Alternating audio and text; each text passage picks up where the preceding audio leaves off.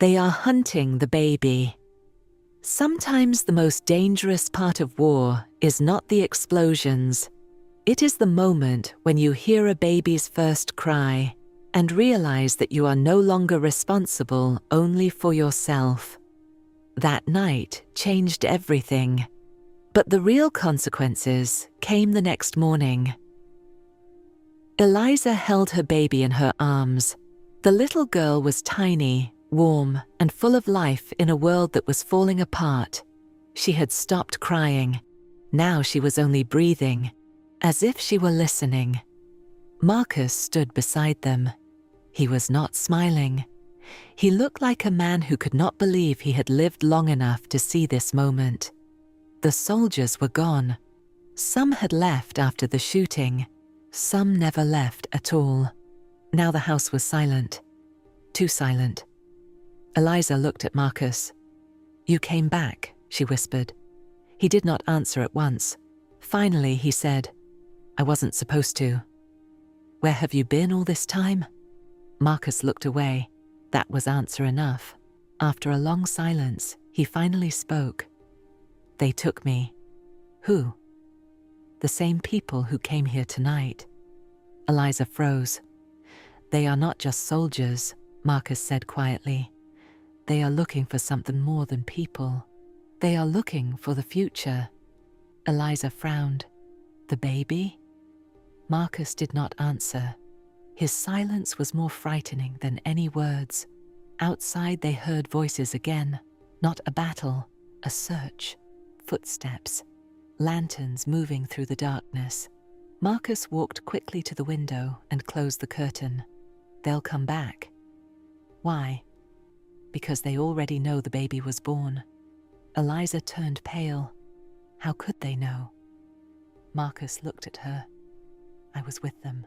She stepped back. "You were with them?" He shook his head. "Not with them." Inside their camp. He sat down heavily. He looked exhausted. "I tried to escape, but they didn't keep me with chains. They kept me with information." "What information?" Eliza asked. He looked into her eyes. "They knew about you." Eliza stared at him. "They knew you were pregnant." "That's impossible."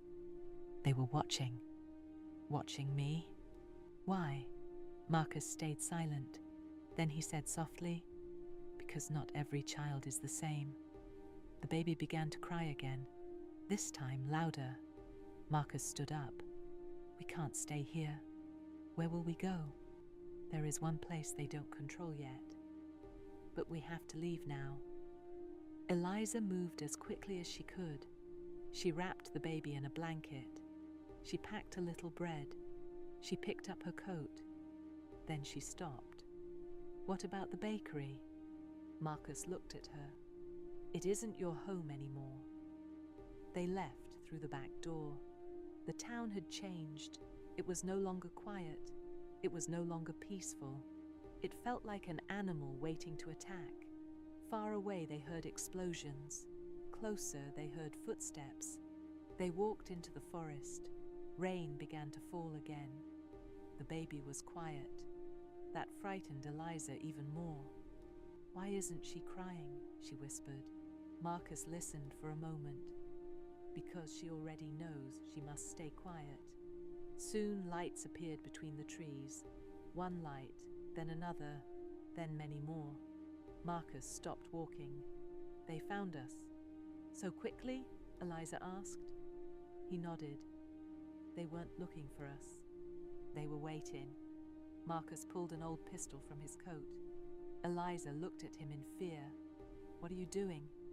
"Stopping them." "You can't stop all of them."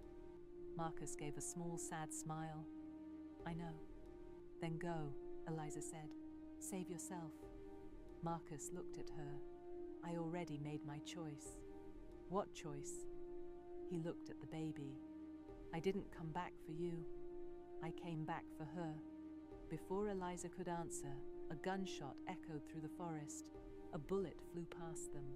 Marcus grabbed her hand. "Run!" They ran as fast as they could. After several minutes, they reached a river. The water was dark, cold and fast. "We can't cross," Eliza said. Marcus looked at the river. "We can." "How?" He took off his coat. Then he smiled for the first time. "The same way you saved me." The water was freezing. Eliza stepped in first, holding the baby close. Marcus stayed behind them. Halfway across, Eliza almost slipped.